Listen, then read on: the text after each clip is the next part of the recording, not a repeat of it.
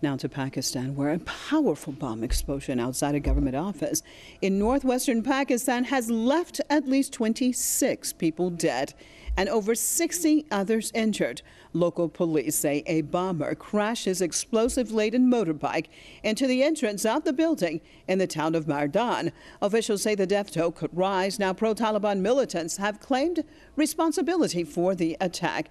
Over 27,000 civilians and security forces have been killed in Pakistan terror attacks since 2004.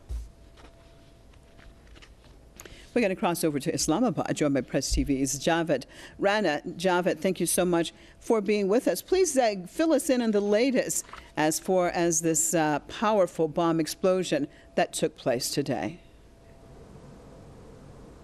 Well, the Taliban have claimed the responsibility for this terrorist attack, which reflects in underlying causes that despite the fact that the government, the military has been claiming that they have largely eliminated these terrorists and militants from Pakistan's tribal region, it appears that part of them, some of them, or at least a group of them, they have penetrated into the local areas in the northwest and from there are still operating.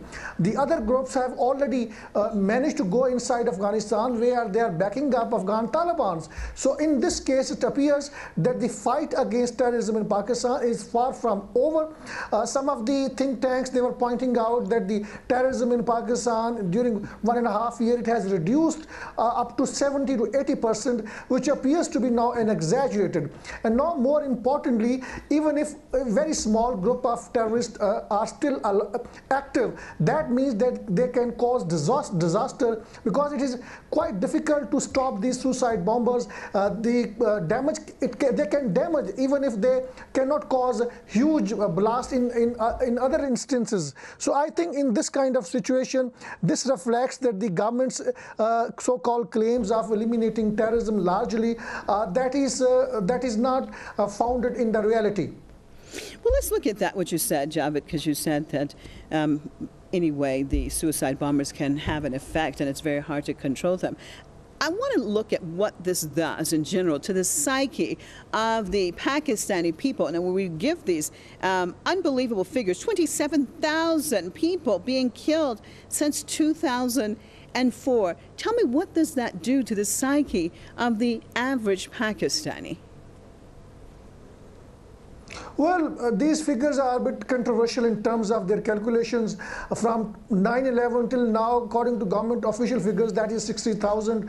And according to this South Asian portal report, it is 27,000. But nonetheless, I think Pakistanis have survived primarily because of their strong faith in Allah, the creator of the universe.